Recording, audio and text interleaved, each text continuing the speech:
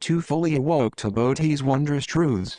He cuts off Mara, returns to the root, and joins primal spirit at one. Now we were speaking of the handsome Monkey King, who, having received his name, jumped about joyfully and went forward to give Subodhi his grateful salutation. The patriarch then ordered the congregation to lead Sun Wukong outdoors and to teach him how to sprinkle water on the ground and dust, and how to speak and move with proper courtesy. The company of immortals obediently went outside with Wukong, who then bowed to his fellow students. They prepared thereafter a place in the corridor where he might sleep. Next morning he began to learn from his schoolmates the arts of language and etiquette. He discussed with them the scriptures and the doctrines. He practiced calligraphy and burned incense. Such was his daily routine. In more leisurely moments he would be sweeping the grounds or hoeing the garden, planting flowers or pruning trees, gathering firewood or lighting fires, fetching water or carrying drinks. He did not lack for whatever he needed, and thus he lived in the cave without realizing that 6 or 7 years had slipped by. One day the patriarch ascended the platform and took his high seat. Calling together all the immortals, he began to lecture on a great doctrine. He spoke with words so florid and eloquent that gold lotus sprang up from the ground. The doctrine of 3 vehicles he subtly rehearsed, 2 including even the law's minutest tittle. The exhale 3 waved slowly and spouted elegance. His thunderous voice moved on the 9th heaven. For a while he lectured on Tao, for a while he spoke on Zhen. To harmonize the 3 parties 4 is a natural thing. One word's elucidation filled with truth points to the birthless, showing nature's mystery. Wukong, who was standing there and listening, was so pleased with the talk that he scratched his ear and rubbed his jaw. Grinning from ear to ear, he could not refrain from dancing on all 4s. Suddenly the patriarch saw this and called out to him, "Why are you madly jumping and dancing in the ranks and not listening to my lecture?" Wukong said, "Your pupil was devoutly listening to the lecture. But when I heard such wonderful things from my reverend master, I couldn't contain myself for joy and started to leap and prance about quite unconsciously. May the master forgive my sins. Let me ask you," said the patriarch, "if you comprehend these wonderful things, do you know how long you have been in this cave?" Wukong said, "Your pupil is basically feeble-minded and does not know the number of seasons. I only remember that whenever the fire burned out in the stove, I would go to the back of the mountain to gather firewood. Finding a mountain full of fine peach trees there, I have eaten my fill of peaches 7 times. The patriarch said, "That mountain is named the Ripe Peach Mountain. If you have eaten your fill 7 times, I suppose it must have been 7 years. What kind of Taoist art would you like to learn from me?" Wukong said, "I am dependent on the admonition of my honored teacher. Your pupil would gladly learn whatever has a smidgen of Taoist flavor." The patriarch said, "Within the tradition of Tao, there are 360 heteronymous divisions, all the practices of which may result in illumination. I don't know which division you would like to follow. I am dependent on the will of my honored teacher," said Wukong. "Your pupil is wholeheartedly obedient. How would it be," said the patriarch, "if I taught you the practice of the method division?" Wukong asked, "How would you explain the practice of the method division?" "The practice of the method division," said the patriarch, "consists of summoning immortals and working the planchette, of divination by manipulating yarrow stalks, and of learning the secrets of pursuing good and avoiding evil." "Can this sort of practice lead to immortality?" asked Wukong. "Impossible. Impossible," said the patriarch. "I won't learn it then," Wukong said. "How would it be," said the patriarch again, "if I taught you the practice of the school's division?" "What is the meaning of the school's division?" asked Wukong. "The school's division," the patriarch said, "includes the Confucians, the Buddhists, the Taoists, the dualists, the Mohists, and the physicians. They read scriptures or recite prayers. They interview priests or conjure up saints and the like. Can this sort of practice lead to immortality?" asked Wukong. The patriarch said, "If immortality is what you desire, this practice is like setting a pillar inside a wall." Wukong said, "Master, I'm a simple fellow and I don't know the idioms of the marketplace." "What's setting a pillar inside a wall?" The patriarch said, "When people build houses and want them to be sturdy, they place a pillar as a prop inside the wall. But someday the big mansion will decay, and the pillar too will rot."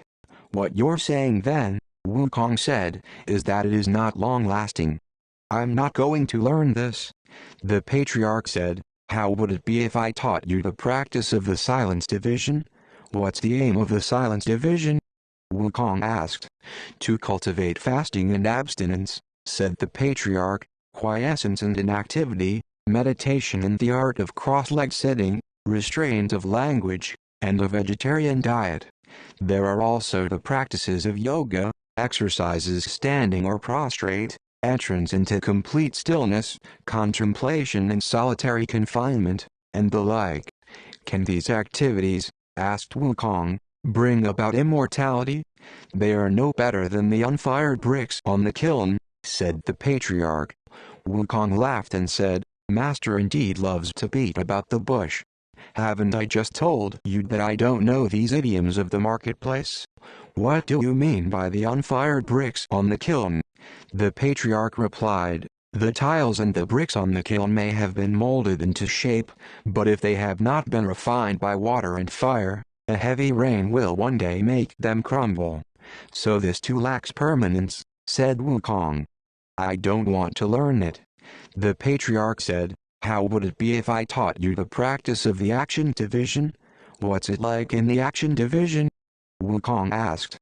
"Plenty of activities," said the patriarch, "such as gathering the yin to nourish the yang, bending the bow and dreading the arrow, and rubbing the navel to pass breath. There are also experimentation with alchemical formulas, burning rushes and forging cauldrons, taking red lead, making autumn stone, and drinking bride's milk and the like." 5. "Can such bring about long life?" asked Wukong. "To obtain immortality from such activities," said the patriarch, "is also like scooping the moon from the water." "There you go again, master," cried Wukong. "What do you mean by scooping the moon from the water?" The patriarch said, "When the moon is high in the sky, its reflection is in the water. Although it is visible therein, you cannot scoop it out or catch hold of it, for it is but an illusion."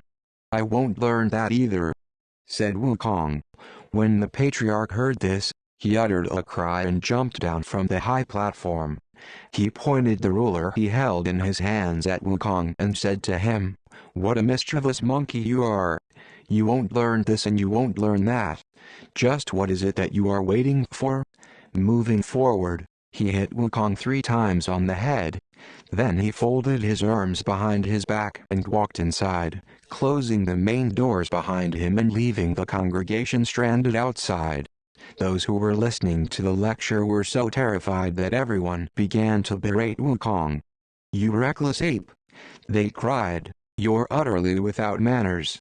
The master was prepared to teach you magic secrets. Why weren't you willing to learn? Why did you have to argue with him instead? Now you have offended him, and who knows when he'll come out again?" At that moment they all resented him and despised and ridiculed him. But Wukong was not angered in the least and only replied with a broad grin. For the Monkey King, in fact, had already solved secretly, as it were, the riddle in the pot. He therefore did not quarrel with the other people but patiently held his tongue. He reasoned that the master, by hitting him 3 times, was telling him to prepare himself for the 3rd watch, and by folding his arms behind his back, walking inside, and closing the main doors, was telling him to enter by the back door so that he might receive instruction in secret.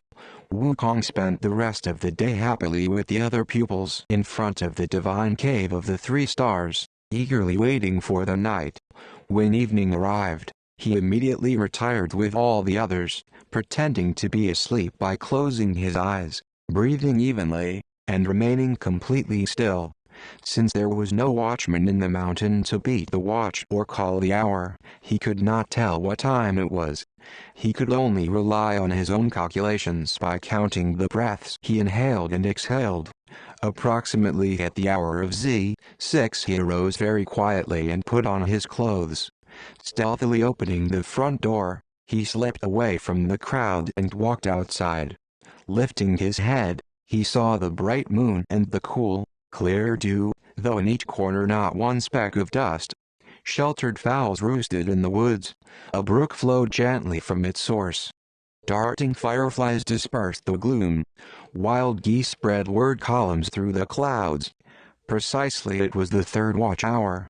Time to seek the way whole and true. You see him following the familiar path back to the rear entrance, where he discovered that the door was, indeed, ajar. Wukong said happily, "The Reverend Master truly intended to give me instruction. That's why the door was left open." He reached the door in a few large strides and entered sideways. Walking up to the patriarch's bed, he found him asleep with his body curled up, facing the wall. Wukong dared not disturb him. Instead, he knelt before his bed. After a little while, the patriarch awoke. Stretching his legs, he recited to himself, "Hard, hard, hard. The way is most obscure. Deem not the gold elixir a common thing. Without a perfect man's transmitting a subtle rune, you'd have vain words, worn mouth, and tongue waxed dry." "Master," Wukong responded at once, "your pupil has been kneeling here and waiting on you for a long time." When the patriarch heard Wukong's voice, he rose and put on his clothes. "You mischievous monkey!" he exclaimed, sitting down cross-legged. "Why aren't you sleeping in front? What are you doing back here at my place?" Wukong replied, "Before the platform and the congregation yesterday, the master gave the order that your pupil, at the hour of the third watch, should come here through the rear entrance in order that he might be instructed. I was therefore bold enough to come directly to the master's bed." When the patriarch heard this, he was terribly pleased, thinking to himself, "This fellow is indeed an offspring of heaven and earth.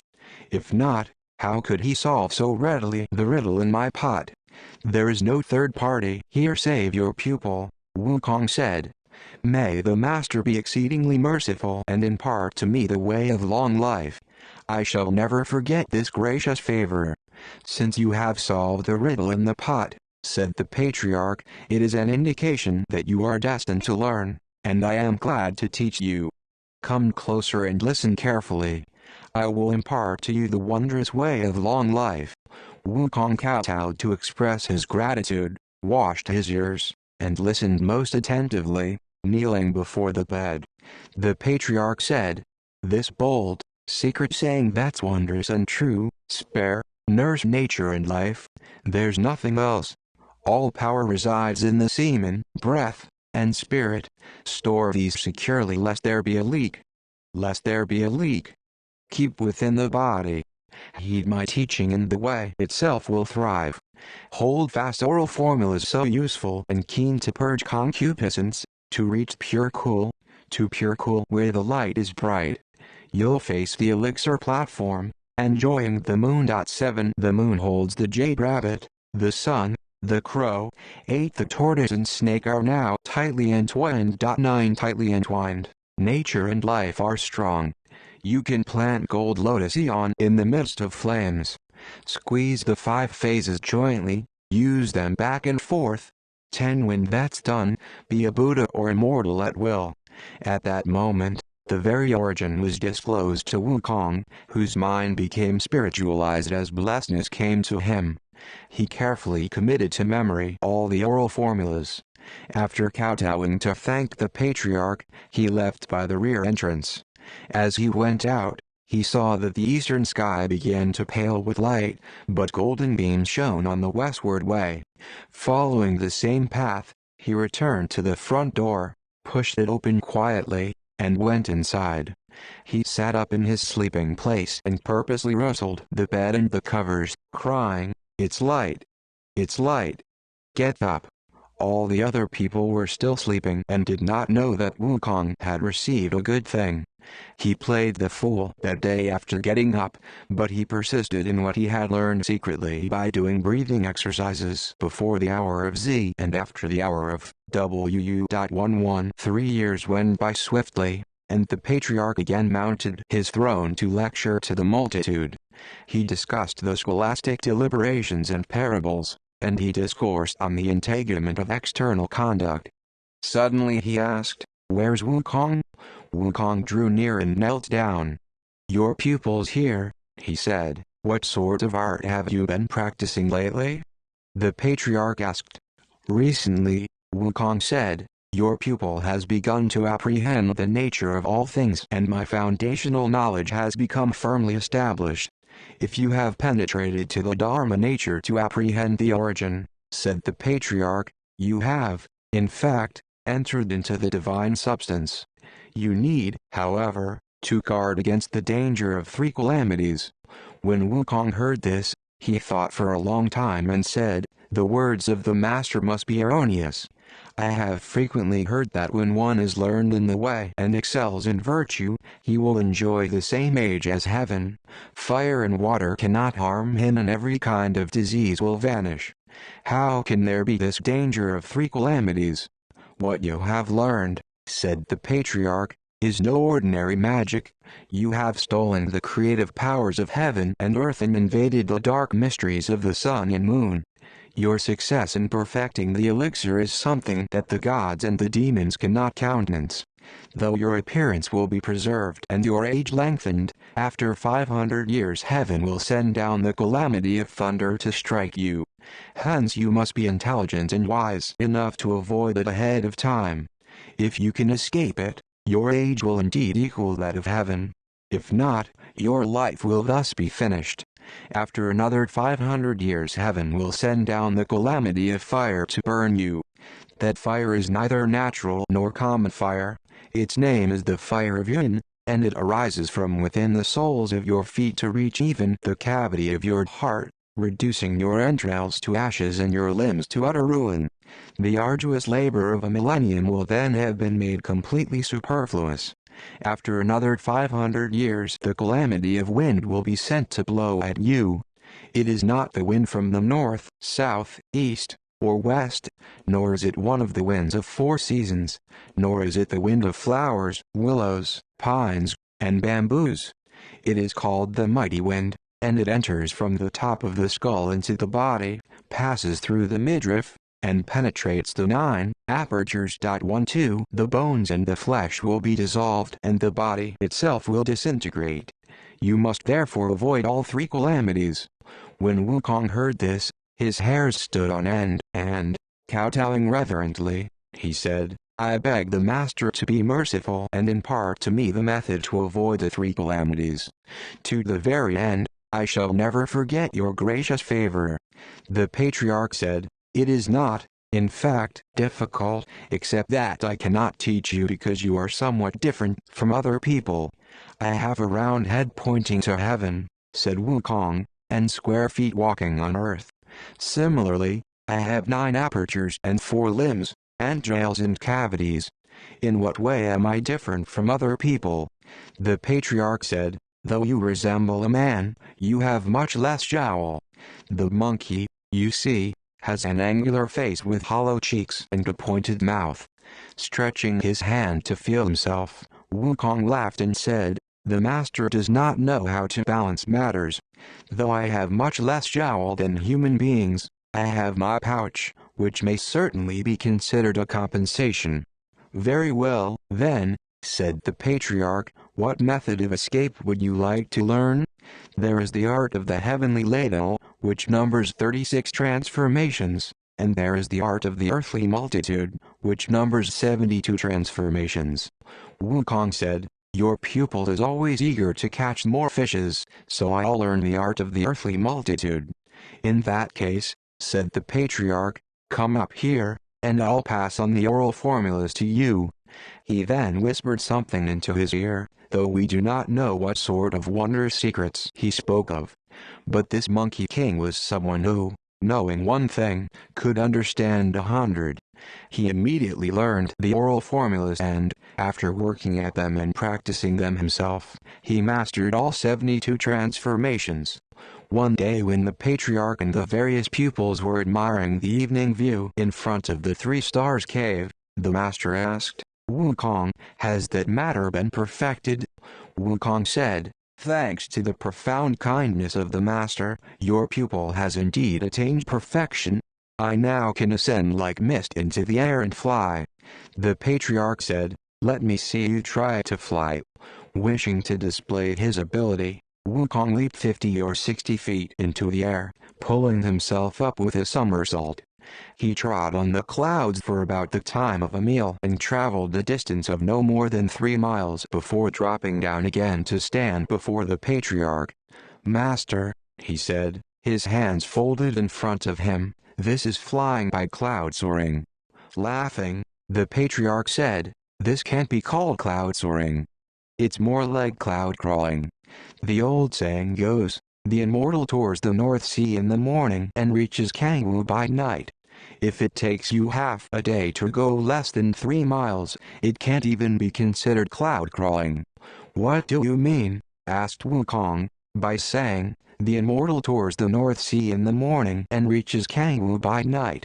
The patriarch said, "Those who are capable of cloud soaring may start from the North Sea in the morning, journey through the East Sea, the West Sea, the South Sea, and return again to Kangwoo. Kangwoo refers to Lingling in the North Sea. It can be called true cloud soaring only when you can traverse all 4 seas in one day." "That's truly difficult," said Wukong. "Truly difficult." "Nothing in the world is difficult," said the patriarch, "only the mind makes it so." When Wukong heard these words, he kowtowed reverently and implored the patriarch, "Master, if you do perform a service for someone, you must do it thoroughly. May you be most merciful and impart to me also this technique of cloud soaring. I would never dare forget your gracious favor." The patriarch said, "When the various immortals want to soar on the clouds, they all rise by stamping their feet. But you're not like them. When I saw you leave just now, you had to pull yourself up by jumping. What I'll do now is to teach you the cloud somersault in accordance with your form." Wukong again prostrated himself and pleaded with him, and the patriarch gave him an oral formula, saying, "Make the magic sign, recite the spell, clench your fist tightly, shake your body, and when you jump up, one somersault will carry you 108,000 miles. When the other people heard this, they all giggled and said, "Lucky Wukong. If he learns this little trick, he can become a dispatcher for someone to deliver documents or carry circulars. He'll be able to make a living anywhere." The sky now began to darken, and the master went back to the cave dwelling with his pupils. Throughout the night, however, Wukong practiced ardently and mastered the technique of cloud somersault. From then on, he had complete freedom, blissfully enjoying his state of long life. One day early in the summer, the disciples were gathered under the pine trees for fellowship and discussion. They said to him, "Wukong, what sort of merit did you accumulate in another incarnation that led the master to whisper in your ear, the other day, the method of avoiding the 3 calamities? Have you learned everything?" "I won't conceal this from my various elder brothers," Wukong said, laughing. "Owing to the master's instruction in the first place and my diligence day and night in the second, I have fully mastered the several matters." "Let's take advantage of the moment," one of the pupils said. "You try to put on a performance and we'll watch." When Wukong heard this, his spirit was aroused and he was most eager to display his powers. "I invite the various elder brothers to give me a subject," he said. "What do you want me to change into?" "Why not a pine tree?" they said. Wukong made the magic sign and recited the spell. With one shake of his body, he changed himself into a pine tree. Truly it was thickly held in smoke through all 4 seasons, its chase fair form soars straight to the clouds. With not the least likeness to the impish monkey, it's all frost-tried and snow-tested branches. When the multitude saw this, they clapped their hands and roared with laughter, everyone crying, Marvelous monkey! Marvelous monkey! They did not realize that all this uproar had disturbed the patriarch, who came running out of the door, dragging his staff. Who is creating this bedlam here? He demanded. At his voice the pupils immediately collected themselves, set their clothes in order, and came forward.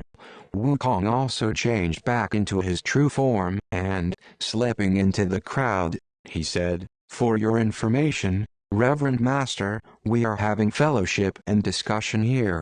There is no one from outside causing any disturbance." "You are all yelling and screaming," said the patriarch angrily, "and were behaving in a manner totally unbecoming to those practicing cultivation. Don't you know that those in the cultivation of Tao resist opening their mouths lest they waste their breath and spirit, or moving their tongues lest they provoke arguments? Why are you all laughing noisily here? We dare not conceal this from the master," the crowd said. "Just now we were having fun with Wukong, who was giving us a performance of transformation. We told him to change into a pine tree, and he did indeed become a pine tree. Your pupils were all applauding him and our voices disturbed the reverend teacher. We beg his forgiveness. Go away, all of you," the patriarch said. "You, Wukong, come over here. I ask you, what sort of exhibition were you putting on, changing into a pine tree? This ability you now possess, is it just for showing off to people? Suppose you saw someone with this ability. Wouldn't you ask him at once how he acquired it? So when others see that you are in possession of it, they'll come begging. If you're afraid to refuse them, you will give away this secret. If you don't, they may hurt you. You are actually placing your life in grave jeopardy. I beseech the master to forgive me," Wukong said, kowtowing. "I won't condemn you," said the patriarch, "but you must leave this place." When Wukong heard this, tears fell from his eyes. "Where am I to go, teacher?" he asked. "From wherever you came," the patriarch said. "You should go back there." "I came from the East Purvavideha continent," Wukong said, his memory jolted by the patriarch, "from the water curtain cave of the flower fruit mountain in the Alai country. Go back there quickly and save your life," the patriarch said. "You cannot possibly remain here.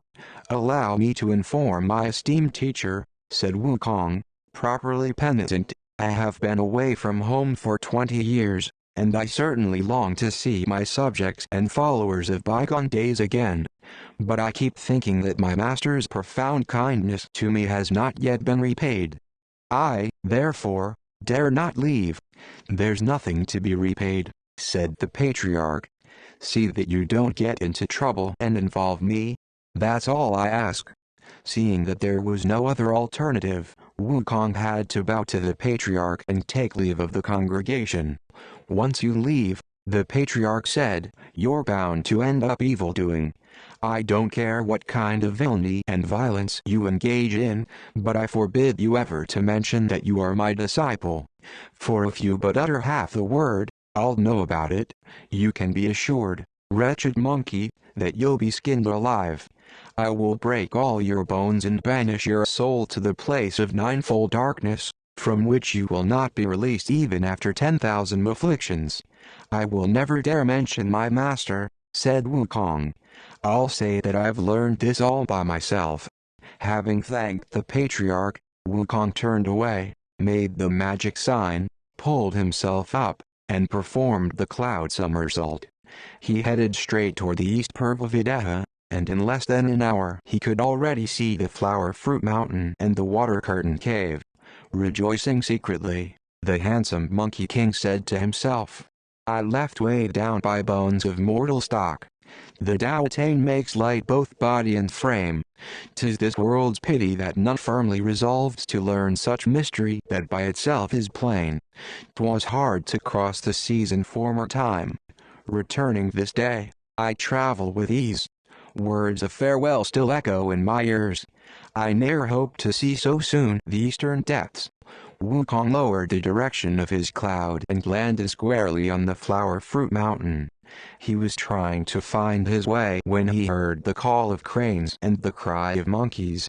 The call of cranes reverberated in the heavens, and the cry of monkeys moved his spirit with sadness. "Little ones," he called out, "I have returned. From the crannies of the cliff, from the flowers and bushes, and from the woods and trees, monkeys great and small leaped out by the tens of thousands and surrounded the handsome Monkey King. They all kowtowed and cried, 'Great King! What laxity of mind!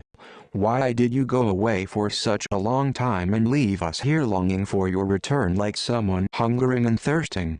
Recently, we have been brutally abused by a monster who wanted to rob us of our water curtain cave. Out of sheer desperation, we fought hard with him. And yet all this time, that fellow has plundered many of our possessions, kidnapped a number of our young ones, and given us many restless days and nights watching over our property. How fortunate that our great king has returned. If the great king had stayed away another year or so, we and the entire mountain cave would have belonged to someone else." Hearing this, Wukong was filled with anger. "What sort of a monster is this," he cried, "that behaves in such a lawless manner? Tell me in detail and I will find him to exact vengeance." "Be informed, great king," the monkeys said, kowtowing, "that the fellow calls himself the monstrous king of havoc, and he lives north of here." Wukong asked, "From here to his place, how great is the distance?" The monkeys replied, "He comes like the cloud and leaves like the mist, like the wind and the rain, like lightning and thunder. We don't know how great the distance is." "In that case," said Wukong, "go and play for a while and don't be afraid. Let me go and find him." Dear Monkey King. He leaped up with a bound and somersaulted all the way northward until he saw a tall and rugged mountain. What a mountain! Its pen-like peak stands erect. Its winding streams flow unfathomed and deep. Its pen-like peak, standing erect, cuts through the air. Its winding streams, unfathomed and deep, reach diverse sites on earth. On two ridges flowers rival trees in exotic charm. At various spots pines match bamboos in green. The dragon on the left seems docile and tame. The tiger on the right seems gentle and meek. Iron oxen 13 on occasion are seen plowing. Gold coin flowers are frequently planted. Rare fowls make melodious songs.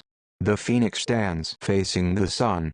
Rocks worn smooth and shiny by water placid and bright appear by turns grotesque, bizarre, and fierce.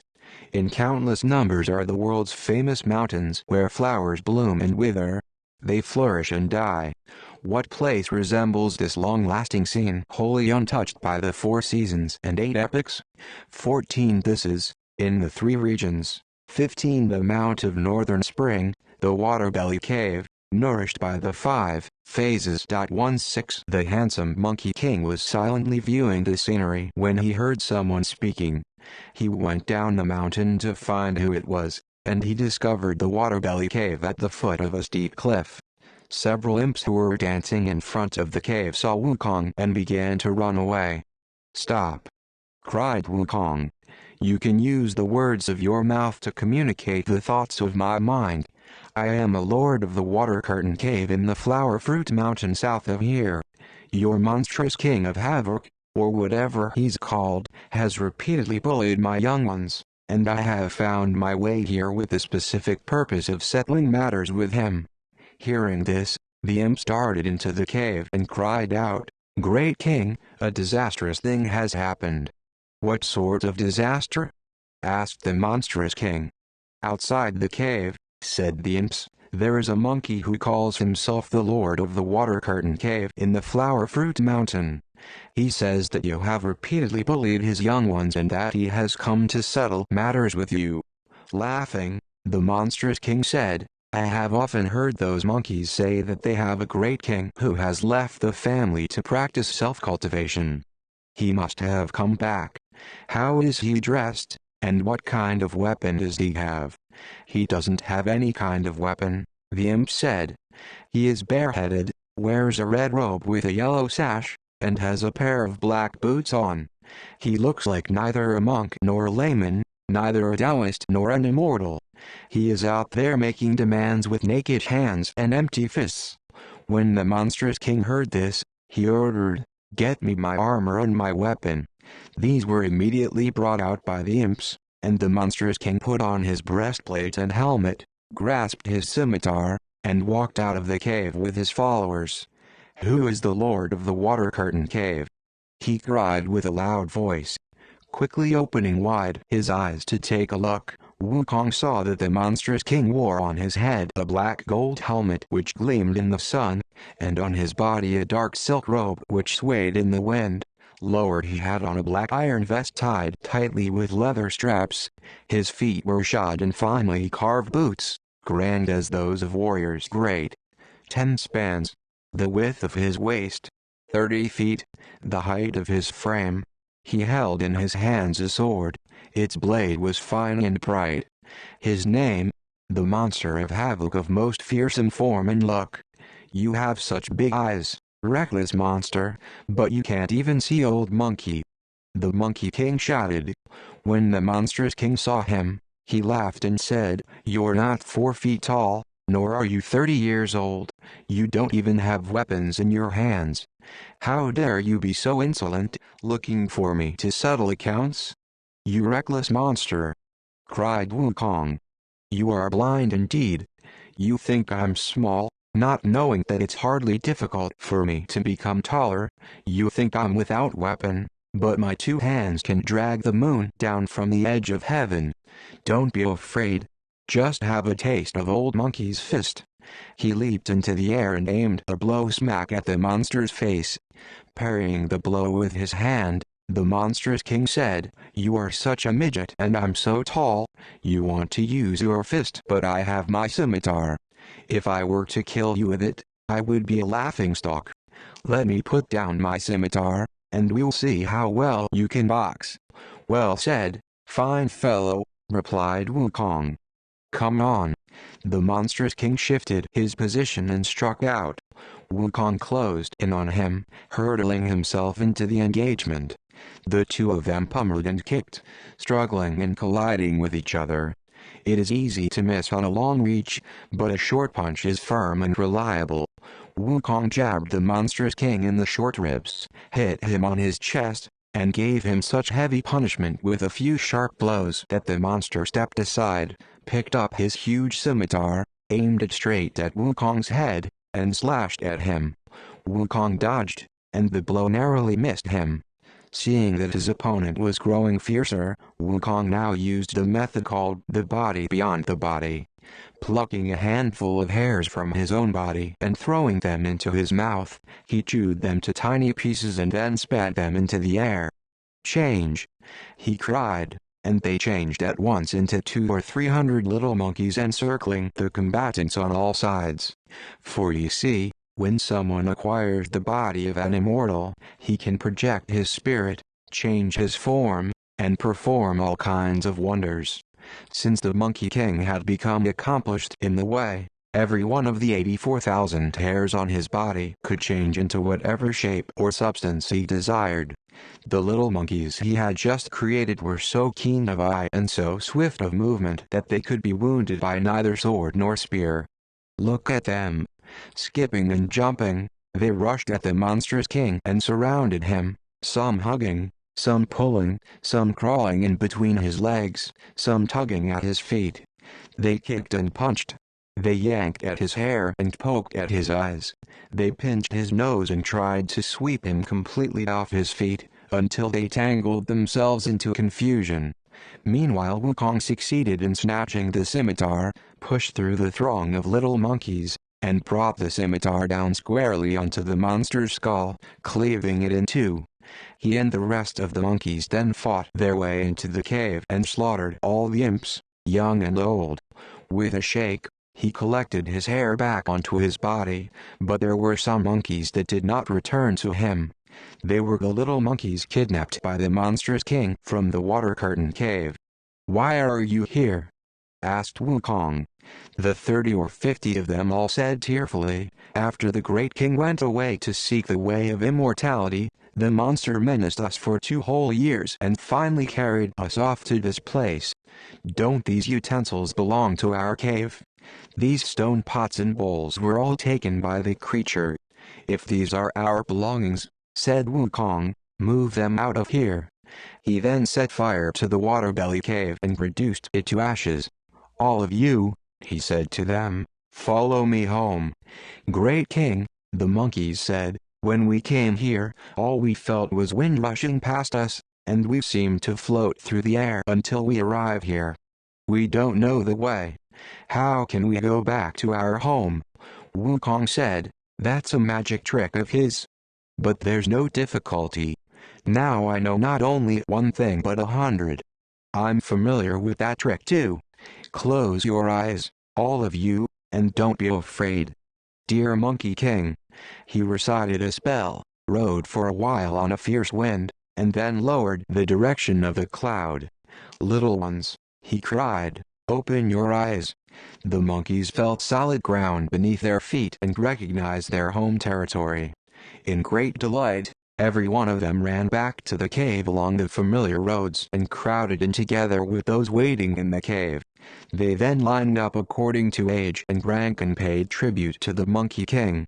Wine and fruits were laid out for the welcome banquet. When asked how he had subdued the monster and rescued the young ones, Wukong presented a detailed rehearsal, and the monkeys broke into unending applause. Where did you go, Great King? They cried. We never expected that you would acquire such skills. The year I left you all, Wukong said, I drifted with the waves across the Great Eastern Ocean and reached the West Aparagadenia continent. I then arrived at the South Jambudvipa continent, where I learned human ways, wearing this garment and these shoes. I swaggered along with the clouds for 8 or 9 years, but I had yet to learn the great art. I then crossed the Great Western Ocean and reached the West Aparagadenia continent. 17 After searching for a long time, I had the good fortune to discover an old patriarch, who imparted to me the formula for enjoying the same age as heaven, the secret of immortality. Such luck is hard to meet even after 10,000 afflictions. The monkeys said, all congratulating him. Little ones, Wukong said, laughing again, another delight is that our entire family now has a name. What is the name of the Great King? My surname is Sun, replied Wukong, and my religious name is Wukong. When the monkeys heard this, they all clapped their hands and shouted happily, if the Great King is elder son, then we are all junior sons, sons the third, small sons, tiny sons, the Sun family, the Sun nation, and the Sun cave. So they all came and honored elder son with large and small bowls of coconut and grape wine, of divine flowers and fruits. It was indeed one big happy family. Lo, the surname is one, the self's return to its source. This glory awaits, a name recorded in heaven. We do not know what the result was and how Wukong would fare in this realm. Let's listen to the explanation in the next chapter.